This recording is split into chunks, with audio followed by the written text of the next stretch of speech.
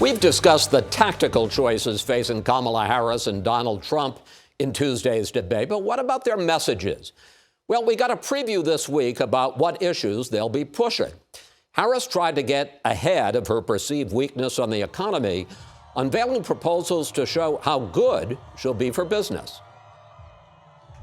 We will tax capital gains at a rate that rewards investment in America's innovators, founders, and small businesses.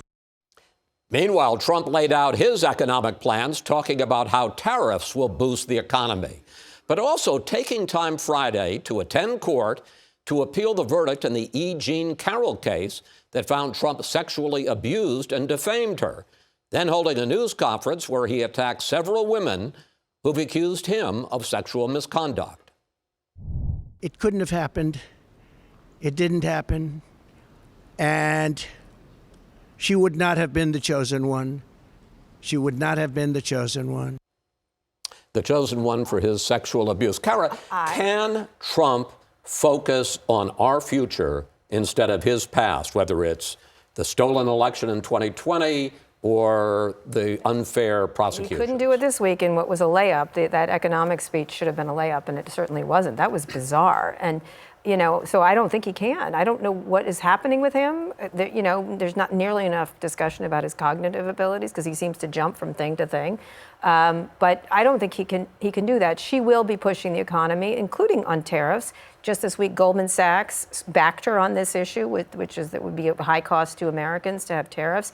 And then Mark Cuban, a pretty prominent investor, was saying she's good for the economy. She's got a lot of people saying she will be. So I think she should focus on that, as well as the last thing, abortion and children's safety. This shooting in Georgia was disturbing, but the idea of keeping kids safe and having women have control of themselves, I think, are big issues. Kristen, it is pretty remarkable that 60 days before the election, on Friday, Trump held a 45-minute news conference to complain about the E. Jean Carroll case and then to call out not just her, but several women who have accused him of sexual misconduct. Can he, for the 90 minutes of that debate, stay away from that and focus on issues, not his past grievances? The only reason I think that it's even remotely possible is because of the relative restraint that he showed during his debate with Biden, where that was one where he could have unleashed himself in full and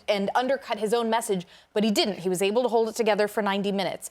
So while in general, the idea of Donald Trump and restraint going together does not seem like we should expect it, there's a chance he could hold it together. And it's essential that he does, because every time he reminds the voters who think unfavorably about him why they think unfavorably about him, it makes it harder for him to get those voters to say, but you know what, I'll stomach it and I'll vote for him because of policy. Well, let's talk policy. Then there's Harris breaking with Biden, saying she wants to tax capital gains at a much lower rate than the president. But the Wall Street Journal points out, look at this chart, she would actually raise the tax rate from where it is, just not as much as Biden. She'd raise the capital gains tax rate by almost 40%. Reihan, can Harris be convincing as a pro-business centrist? So to be clear here, she's moderating by saying she's going to raise the capital gains tax rate to where it was in 1978, when Jimmy Carter believed that the capital gains tax rate was too high. I think that, look, she has a very long track record of taking very firmly left-wing positions on economic policy issues. She is part of an administration that has moved economic policy in the U.S. quite firmly and decisively to the left. She can try to, use vague terminology. She can use vibes and joy. But the fact of the matter is that when it comes to those core bread and butter issues, the Biden-Harris administration passed the American Relief Plan, which sparked an historic wave of inflation. That's a very, very tough record for her to run away from. She can try to course correct, but even here you're seeing that she can only go so far because she's hemmed in by a base that she's anxious about holding on to, that wants her to move further left still. But, and Kara kind of referred to this, 88 business leaders, including Mark Cuban and James Murdoch, endorsed Harris Friday, saying that she would be much better for the economy.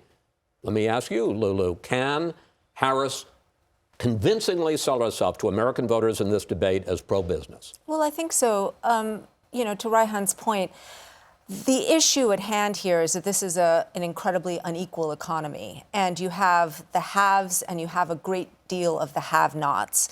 And how do you tackle that? And on the one hand, you have Donald Trump saying we're going to put in tariffs. Now, what tariffs are basically a tax on consumption. That raises prices for the people who consume, and that hits hardest to the poorest members of our society. Wealthier people can afford to pay for it. Middle-class people and lower-income people can't. So his idea of just raising tariffs, that's what his entire economic message was this past week, basically telling everyone he was going to raise tariffs. That's been roundly shown by most mainstream economists to be absolutely crazy. And so by talking about capital gains, what you're talking about is actually taxing businesses that have just made out like a bandit in this recent economy. It's just a way of how you. That's not entirely true. Yeah. I mean, I pay capital gain. Anytime you sell a stock, you have to pay capital. And also But workers effectively pay it. If you're looking at the incidence of corporate taxes, it affects a wide range of folks, including the jobs that are not created otherwise. But when we're talking about tariffs, here's the difficult thing.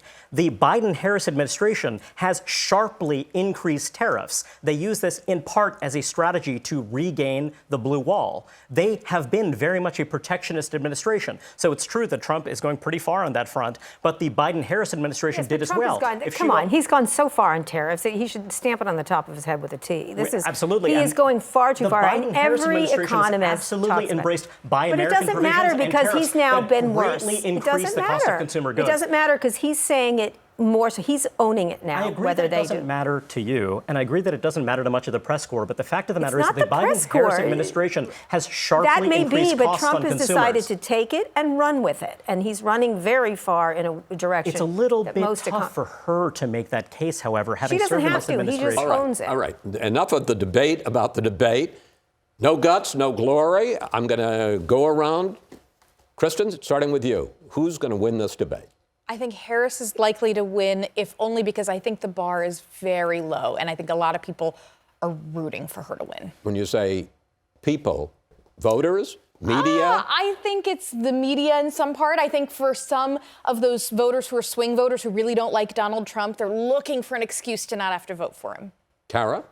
Harris, I think, because I think Donald Trump can't help himself. And looking at her, he has all kinds of issues with her. He's not going to be able to help himself. It's a woman of color, a tough woman, a likable woman, a woman he finds attractive. The whole thing is such a I can't use a curse, but and I won't. It messes with his head, and he won't be able to. It's triggering to him, and so he will be triggered because he can't help himself, as you've seen this week. Raihan. I think it's going to be Trump only because Harris's team has done her a real disservice by not getting her out in front of serious, rigorous interviews more often, so that she's going to be brittle, and this is going to be very high stakes. They've put her in way too difficult a situation. So despite the fact that Trump isn't great, she'll win. I think it'll probably be a draw. Everyone will take from it what they want. It'll be a bit of a Rorschach test, as everything has ended up being. And so Harris will stumble in some cases, Trump will stumble in some cases, and I think people will take with that what they want. And at the end of this huge event we're all going to talk about, the race will still be neck and neck.